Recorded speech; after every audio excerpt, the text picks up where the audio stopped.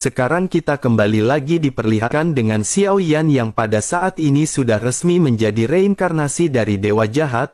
Lalu Xiao Yan juga telah mendapatkan tanda yang pada saat ini berada di antara alisnya. Melihat hal tersebut, Lei Ji pada saat ini tersenyum. Xiao Yan juga pada akhirnya bertanya kepada Lei Ji apakah Lei Ji mengenalinya.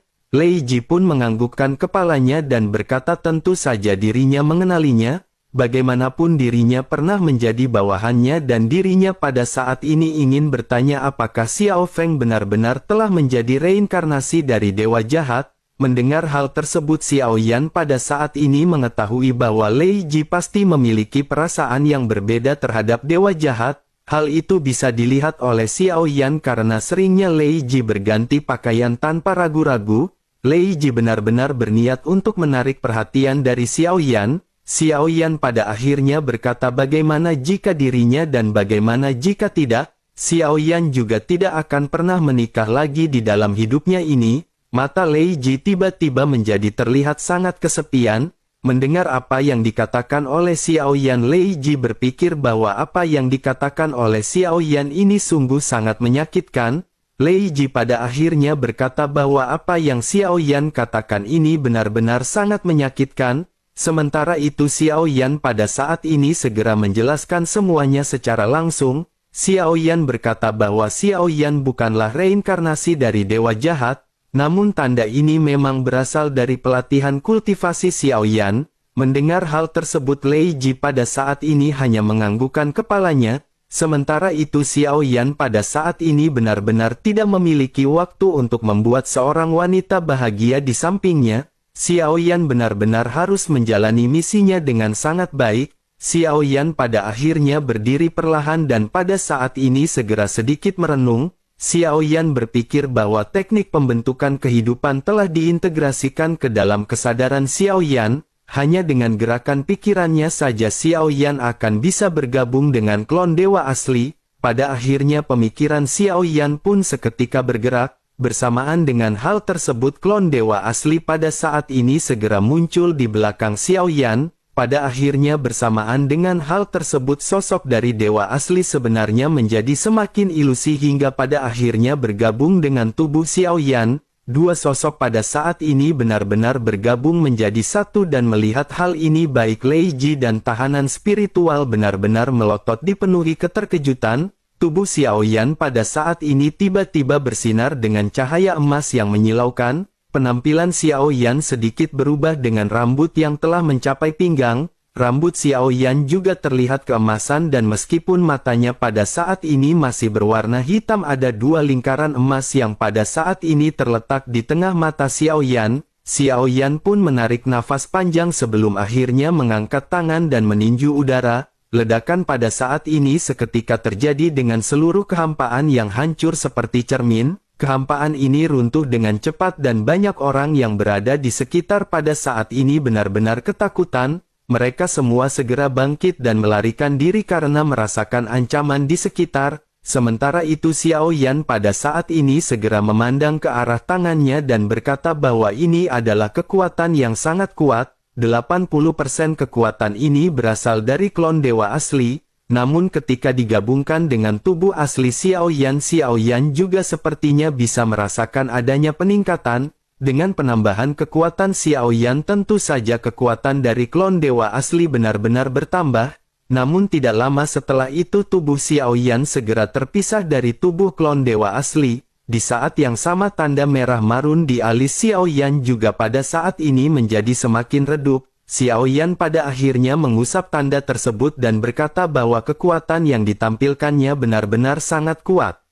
Namun waktu bertahannya terlalu singkat dan paling lama hanya bisa bertahan selama 3 menit. Jika begitu permasalahannya sepertinya hal ini hanya bisa digunakan sebagai kartu truf bagi Xiao Yan. Xiao Yan pada saat ini masih mengusap tanda tersebut dan berpikir bahwa kekuatan pembentukan penggabungan kehidupan ini telah habis. Namun meskipun begitu Xiao Yan pada saat ini merasa senang karena apa yang dilakukan oleh Xiao Yan benar-benar berhasil. Bersamaan dengan Xiao Yan yang berpikir pada saat ini tiba-tiba klon dewa asli mendengar sebuah panggilan. Orang yang memanggilnya tidak lain dan tidak bukan adalah Dogat bintang 6 yang pergi sebelumnya. Ini adalah Sie Kunji dan pada saat ini Sie Kunji benar-benar memanggil ke arah tubuh klon milik Xiao Yan dengan tergesa-gesa. Jika dilihat dari pesannya pada saat ini tampaknya Sie Kunji telah menemui beberapa permasalahan.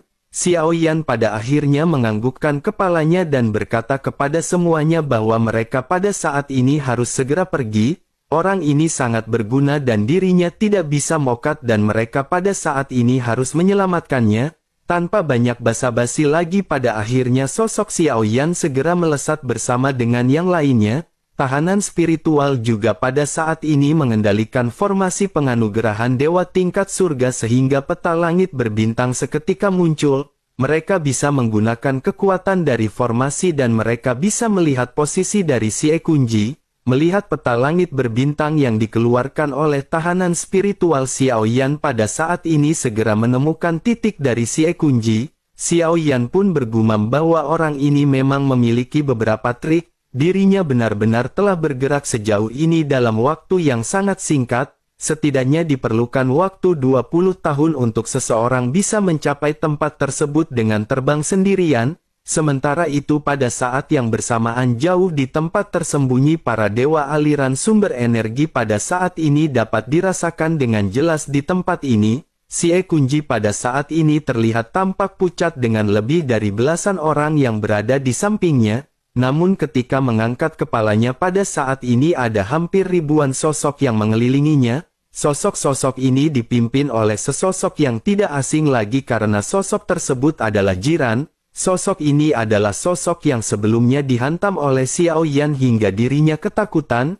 Jiran pada saat ini berteriak kepada Sie Kunji agar dirinya mengatakan semuanya kepada Jiran. Sebaiknya dirinya pada saat ini memberitahu seberapa banyak dirinya mengetahuinya. Siapakah sosok Dogat bintang 6 ini dan mengapa dirinya terlibat dengan orang kuat itu? Mendengar hal tersebut pada saat ini Sie Kunji pada akhirnya segera berbicara. Sie Kunji menjelaskan bahwa dirinya baru saja pergi ke tempat tersembunyi para dewa untuk mencari sosok yang bernama Xiao Feng, namun secara kebetulan dirinya pada akhirnya bertemu dengan dewa yang keluar dari tempat tersembunyi itu. Dirinya tidak tahu apa-apa lagi dan semua itu telah diberitahukan kepada Jiran. Mendengar hal tersebut Jiran pada saat ini merasa benar-benar tidak percaya dengan apa yang dikatakan oleh Sie Kunji. Jiran pada akhirnya tersenyum sinis dan berkata bukankah dirinya berasal dari aliansi Dosian? Apakah dirinya tahu dengan menghabisi nyawanya maka itu akan dianggap sebagai kebaikan yang besar? Selain itu Jiran pada saat sebelumnya melihat hubungan mereka terlihat tidak seperti kenalan yang baru pertama kali bertemu. Jika dirinya memang tidak ingin memberitahu Jiran maka dirinya tidak perlu memberitahukannya. Namun pada saat ini Jiran benar-benar akan menghabisinya dan menggeledah jiwanya. Setelah selesai berbicara Jiran pada saat ini mengangkat tangannya dan kekuatan formasi penganugerahan Dewa Surgawi segera dibentuk. Sebuah kekuatan yang kuat pun mengalir menyebabkan Sie Kunji pada saat ini seketika tenggelam. Belasan sosok yang berada di belakangnya juga pada saat ini berlutut dengan seteguk darah yang terciprat. Sie Kunji pada saat ini seketika menyadari bahwa jika ini benar-benar terus berlanjut dirinya pasti akan musnah. Jika mereka berusaha pada saat ini mereka juga tidak akan bisa menang. Terlebih lagi formasi ini benar-benar sangat kuat dan Sie Kunji pada saat ini mengertakkan gigi. Sie Kunji pada akhirnya berteriak ketika menyebutkan nama Dewa Yan Xiao. Mendengar hal tersebut Jiran pada saat ini berkata dengan dingin bahwa orang itu berada di tempat tersembunyi para dewa. Meskipun dirinya berteriak dengan keras tetapi tidak mungkin baginya untuk segera muncul di sini. Dibutuhkan setidaknya 20 tahun untuk mencapai tempat ini dari tanah tersembunyi. Dengan begitu maka sosok dari Sie Kunji benar-benar akan menjadi tulang belulang. Sie Kunji pada saat ini meraung marah mendengar apa yang baru saja dikatakan oleh Jiran. Sie Kunji segera berkata kepada Jiran jika dirinya memang memiliki kemampuan apakah mereka berani bertempur melawan kelompok dari Sie Kunji tanpa menggunakan formasi. Mendengar apa yang dikatakan oleh Sie Kunji Jiran pada saat ini segera mengangkat tangannya dan kekuatan tekanan dari formasi menghilang. Sosoknya pada saat ini bergerak melangkah maju dan menatap ke arah Xie Kunji. Dirinya pada akhirnya lanjut berkata bahwa dirinya akan menemani Xie Kunji dan kelompoknya sampai akhir. Dua belah pihak pada akhirnya pada saat ini benar-benar berniat untuk melakukan konfrontasi. Orang-orang di sisi dari Xie Kunji juga pada saat ini menggertakkan gigi, berhadapan dengan 1000 orang di bawah utusan mereka benar-benar berada di ujung tanduk. Namun meskipun begitu mereka sadar bahwa mereka tidak memiliki pilihan lain selain bertempur. Pada akhirnya tanpa banyak penundaan lagi kedua belah pihak pada saat ini saling bertempur. Xie Kunji berhadapan dengan Jiran sementara kelompoknya pada saat ini berhadapan dengan kurang lebih 1000 orang. Pertempuran dahsyat pada saat ini segera terjadi tetapi pertempuran ini tentu saja tidak akan bertahan lama. Meskipun penentuannya adalah Jiran dan Xie Kunji tetapi mereka semua akan bisa dihabisi di tengah pertempuran. Kedua belah pihak baik Jiran maupun Xie Kunji pada saat ini mengeluarkan keterampilan terbaik masing-masing. Namun seiring berjalannya waktu kesenjangan kekuatan di antara keduanya pada saat ini dapat terlihat dengan jelas. Begitu kedua belah pihak saling berbenturan ketika tinju mereka dilesatkan ledakan yang melonjak pada saat ini mengakibatkan si kunci terlempar mundur. Belasan sosok dari kelompok Xie Kunji juga pada saat ini benar-benar telah dipukul mundur oleh ribuan orang. Xie Kunji pada saat ini telah terjatuh dalam kondisi kritis. Si Kunji pada saat ini benar-benar hanya bisa menggertakkan giginya dan hanya bisa menerima nasib. Sementara itu pada saat ini Jiran sedikit tersenyum sebelum akhirnya soknya melambaikan tangan. Jiran pada saat ini secara alami memberikan instruksi kepada anggotanya untuk menghabisi kelompok si kunci. Jiran juga pada saat ini seketika berbalik dan hendak kembali namun pada saat yang bersamaan Jiran pada saat ini menatap sesosok tubuh ramping yang terlihat berdiri di atas bahtera. Sosok itu pada saat ini segera menyapa semua orang dan memperkenalkan diri bahwa dirinya bernama Xiao Feng. Semua orang pada saat ini menatap ke arah Xiao Feng yang baru saja muncul dengan mata tenang. Suara Xiao Feng ini juga sepertinya menyebar ke seluruh lingkungan mengakibatkan semua orang pada saat ini merenung sejenak. Namun pada saat yang sama masing-masing utusan pada akhirnya segera tersadar. Batu pengejar jiwa di tangan mereka pada saat ini melonjakkan cahaya merah yang sangat menyilaukan. Pada waktu yang bersamaan semua orang pada akhirnya berkata serempak bahwa ini benar-benar Xiao Feng. Para utusan yang semula bersiap untuk menghabisi Xie Kunji dan kelompoknya pada saat ini akhirnya menoleh. Ketika mereka menatap ke arah Xiao Feng mereka pada saat ini dipenuhi dengan niat membunuh.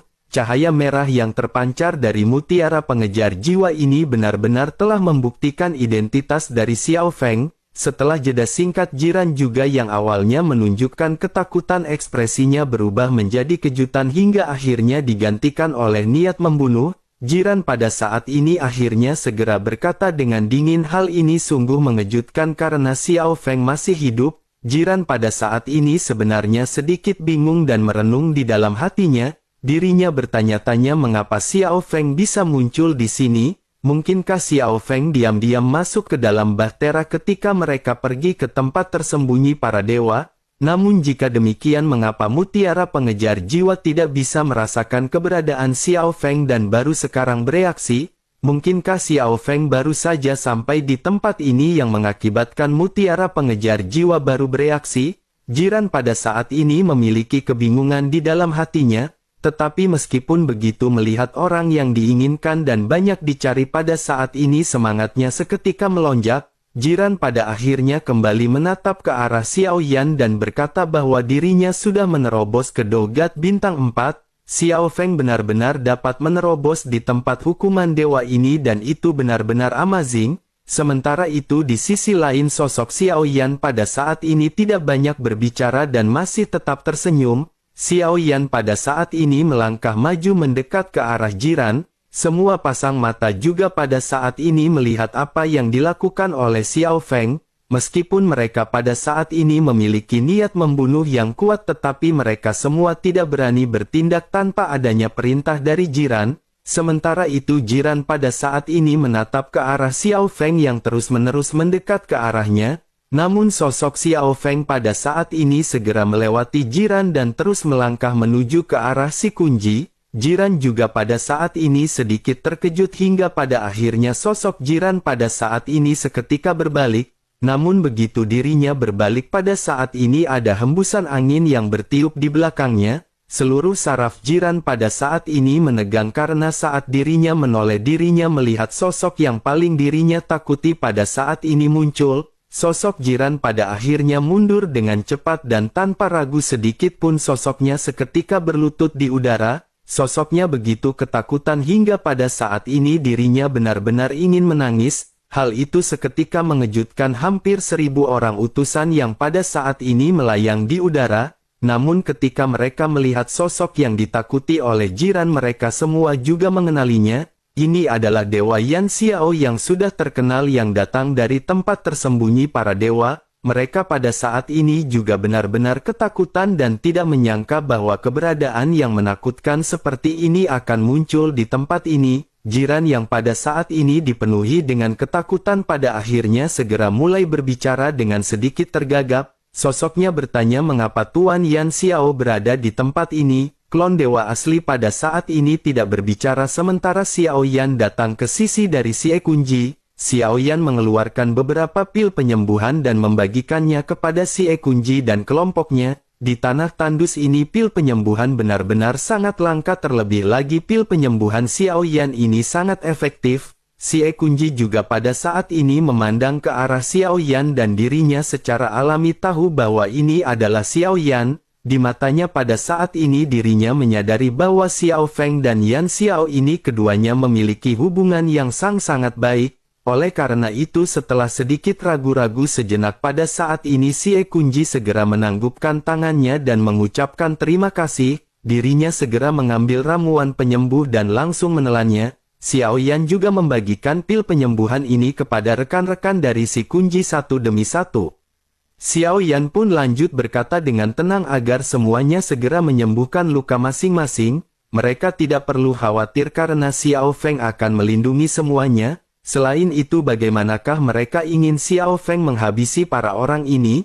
Mendengar hal tersebut pada saat ini semua orang sedikit terkejut karena tampak terlihat bahwa Xiao Yan adalah pemimpin dari kelompok ini. Sementara itu Si Kunji pada saat ini memungkuk kepada klon dewa asli di udara. Sosoknya pada saat ini segera berkata dengan lembut bahwa dirinya akan mengikuti pengaturan Dewa Yan Xiao. Dirinya tidak peduli apakah orang-orang ini akan berakhir hidup atau mati. Mendengar hal tersebut klon dewa asli pada akhirnya memandang ke arah Jiran dan berbicara dengan tenang. Klon dewa asli bertanya apakah Jiran pada saat ini berani menerima pukulan darinya. Jiran pada saat ini kembali bersujud dan memohon ampun kepada Xiao Yan. Dirinya tidak pernah berpikir apa yang paling dirinya takuti pada saat ini benar-benar muncul. Sementara itu klon dewa asli pada saat ini kembali berbicara bahwa dirinya pernah menyelamatkan Jiran sekali sebelumnya. Namun kali ini Jiran benar-benar bertindak terlalu jauh dan dirinya tidak bisa mentolerir hal tersebut. Setelah selesai berbicara klon dewa asli pun segera mengangkat tangannya dan menghancurkan formasi di sekitar. Setelah itu sosoknya pada saat ini melesat dan melihat hal tersebut tatapan mata Jiran menyusut tajam. Dirinya seketika merasakan krisis hidup dan mati yang intens yang telah membuatnya tersadar apa yang akan terjadi. Tanpa banyak penundaan lagi tinju pada saat ini segera diayunkan oleh tubuh klon dewa asli. Namun tinju ini tidak mengenai tubuh Jiran dan berjarak sekitar 10 meter. Tetapi meskipun begitu di saat berikutnya tubuh Jiran benar-benar bergetar dan berubah menjadi abu yang terbang ke segala arah. Bersamaan dengan hal tersebut pada saat ini terdengar suara keras yang memekakkan telinga. Retakan yang tidak terhitung jumlahnya terbuka di seluruh kehampaan akibat tinju yang dilesatkan oleh klon dewa asli. Adegan yang mencengangkan ini benar-benar membuat semua orang ternganga. Mereka bertanya-tanya eksistensi macam apakah ini. Dirinya benar-benar dapat membunuh Jiran dengan satu pukulan. Jiran adalah salah satu dari 8 dewa yang berasal dari tempat hukuman dewa. Meskipun dirinya bukan yang terkuat tetapi dirinya juga bukan yang terlemah. Kematiannya juga berlangsung dengan sangat singkat dan ini adalah kekuatan mutlak yang dimiliki oleh tubuh dewa asli. Hal ini benar-benar membuat semua orang merasa takut dan mereka pada saat ini benar-benar bergetar, namun pada saat ini mereka tidak bisa melarikan diri karena dipenuhi dengan ketakutan. Mereka tersadar bahwa jiran juga sebelumnya memiliki waktu untuk melarikan diri, namun dirinya tidak melakukannya karena dirinya tahu bahwa itu benar-benar percuma. Mereka pada akhirnya hanya bisa terdiam dan merenungi nasib sambil mengingat nama dewa yang legendaris yang merupakan Dewa Yan Xiao. Sementara itu pada saat ini di sisi lain sosok dari tubuh klon dewa asli segera menatap ke arah sekeliling. Setelah itu dirinya menatap ke arah tinjunya dan menghela nafas sebelum akhirnya lanjut bergumam. Dirinya berkata bahwa sungguh sangat disayangkan dirinya tidak bisa mengontrol kekuatannya. Dengan begitu maka cincin penyimpanan milik jiran ini benar-benar ikut dihancurkan. Setelah selesai berbicara pada saat ini sosoknya kembali menatap ke arah kerumunan. Tanpa banyak penundaan lagi sosoknya pada saat ini berteriak apa yang mereka lakukan di sini. Sebaiknya mereka pada saat ini pergi atau mereka akan mati. Mendengar teriakan tersebut semua orang pada saat ini tanpa penundaan lagi segera melesat pergi meninggalkan tempat ini. Tubuh mereka semua bergetar karena ketakutan dan mereka segera kembali ke bahtera meninggalkan Xiao Yan. Sementara itu pada saat yang bersamaan di 4 bintang yang berturut-turut seberkas cahaya besar tiba-tiba menyala dan pada saat yang sama suara agung perlahan keluar. Suara tersebut menjelaskan bahwa seorang utusan pada saat ini telah mati dan lokasinya berada di bintang langit utara. Begitu suara ini terdengar langit berbintang teratas pada saat ini seketika terdiam, mereka pada saat ini mendapatkan informasi bahwa seorang utusan yang bernama Jiran benar-benar telah dihabisi. Mereka juga pada saat ini tercengang karena selama periode waktu ini tidak pernah ada informasi yang menyatakan bahwa seorang utusan yang setingkat dengan 8 dewa telah dimusnahkan. Bersamaan dengan mereka yang pada saat ini terdiam dipenuhi dengan keterkejutan suara informasi kembali terdengar. Suara tersebut menjelaskan bahwa Xiao Feng pada saat ini kembali muncul. Lokasi Xiao Feng telah terkunci dan dirinya pada saat ini berada di lautan bintang utara. Semua orang pada saat ini kembali dikejutkan setelah suara informasi kematian dari jiran. Berita munculnya kembali Xiao Yan ini terdengar hampir tanpa gangguan. Mereka semua berpikir mungkinkah ini adalah sebuah kebetulan. Banyak perbincangan pada saat ini segera menyebar di tempat hukuman para dewa. Semua orang pada saat ini memiliki banyak spekulasi di benak mereka. Mereka berpikir bahwa jiran telah terjatuh di bintang utara dan Xiao Feng juga berada di sana. Apakah ini adalah suatu kebetulan atau mungkinkah Xiao Feng yang menghabisi jiran? Namun bagaimana mungkin bisa hal itu dilakukan oleh Xiao Feng? Jiran adalah salah satu dari 8 dewa agung dan kekuatannya tidak diragukan lagi. Sementara itu Xiao Feng hanyalah dogat bintang 3 selama ratusan tahun yang lalu. Oleh karena itu sangat jelas bahwa yang melakukan hal tersebut sepertinya bukanlah Xiao Feng. Namun meskipun begitu keberadaan macam apakah yang bisa menghabisi Tuan Jiran bahkan tanpa dirinya mengirim bala bantuan. Jika dihadapkan dengan ancaman yang sangat besar jiran tidak mungkin berdiam diri dan pasti akan mengirimkan sinyal bantuan. Hal itu mungkin akan terjadi terkecuali jika jiran dimusnahkan dalam sekejap tanpa ada kesempatan untuk melawan. Di sisi lain ketujuh dewa yang baru saja kembali pada saat ini juga secara alami menyadari hal tersebut. Begitu mereka kembali sosok jiran bersama dengan pasukannya memang tidak mengikuti mereka. Tampaknya jiran benar-benar terpisah hingga pada akhirnya mereka mendapatkan informasi jiran mati. Pada akhirnya 7 dewa juga pada saat ini segera bergegas untuk melaporkan apa yang pada saat sebelumnya mereka alami.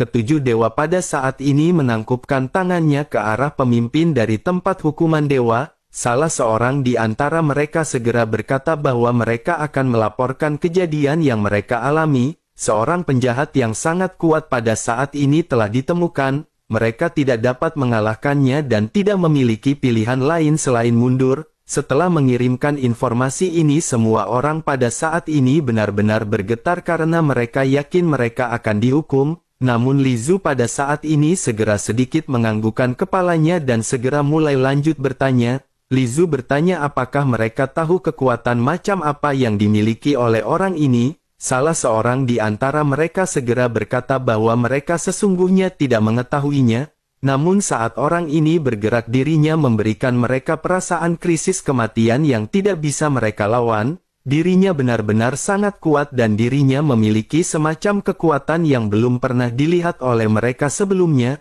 Selain itu pada saat itu sosok tersebut menyerang Jiran. Meskipun jarak mereka berjauhan dengan Jiran tetapi mereka masih bisa merasakan krisis kematian yang menyelimuti. Sosok itu juga pada akhirnya berkata bahwa tempat hukuman dewa ini akan berada di bawah kendalinya mulai saat ini. Keheningan pada akhirnya segera terjadi bersamaan dengan informasi yang disampaikan. Li Zhu juga pada saat ini sedikit terdiam sebelum akhirnya mengangguk dan berkata bahwa dirinya mengetahui permasalahan ini. Mereka pada saat ini boleh mundur dan pada saat ini sepertinya kematian Jiran ada hubungannya dengan sosok tersebut. Mendengar apa yang dikatakan oleh Li Zhu pada saat ini 7 dewa yang tersisa segera menganggukkan kepala mereka dan bergegas pergi. Melihat ekspresi dari Li Zhu 7 dewa yang tersisa pada saat ini menyadari permasalahan apa yang mereka hadapi. Sosok Xiao Yan telah meninggalkan kesan mendalam pada mereka pada saat sebelumnya. Ditambah dengan kematian Jiran pada saat ini benar-benar membuat mereka semakin bergetar. Ekspresi Li Zhu juga sebelumnya menggambarkan ketakutan dan hal itu sudah cukup untuk membuktikan kekuatan dari Xiao Yan. Sementara itu pada saat ini di antara planet-planet yang bersinar 3 bayangan kembali muncul dengan jelas. Situasi saat ini membenarkan dugaan sebelumnya dari Li Zhu.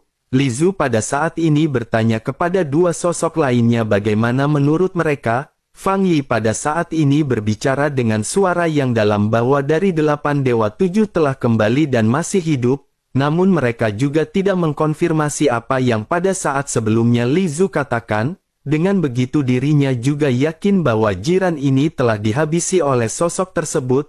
Menanggapi hal tersebut Qi Yuyi pada saat ini segera mulai berbicara. Sosoknya berkata bahwa jika orang ini benar-benar mengambil tindakan untuk menghabisi mereka semua, kekuatannya tentu saja tidak akan bisa dibayangkan, namun sekarang tampaknya kekuatan orang ini setidaknya berada di tingkat keabadian. Mendengar hal tersebut Li Zhu pada saat ini tersenyum dan jelas setuju dengan pernyataan dari Qi Yuyi.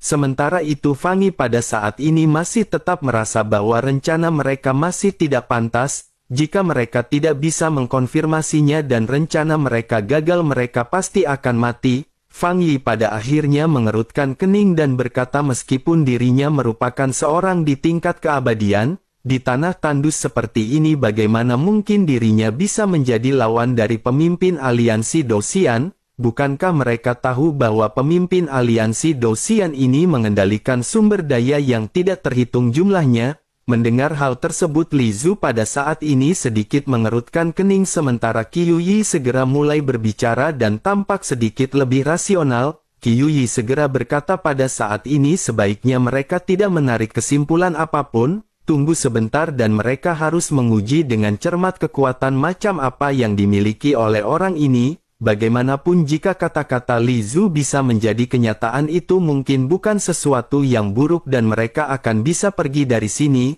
Li Zhu pun kembali mengangguk dan menunjukkan persetujuannya terhadap perkataan dari Qi Yuyi.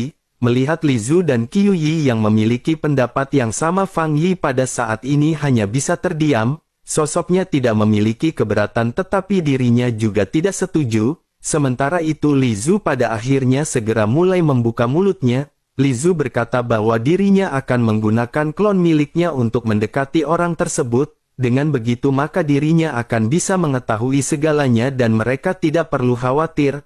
Mendengar hal tersebut Qi Yuyi pada saat ini menganggukkan kepalanya hingga pada akhirnya sosok dari Li Zhu seketika menghilang pergi ke warung Bude Yanti untuk mengikuti pengajian akbar.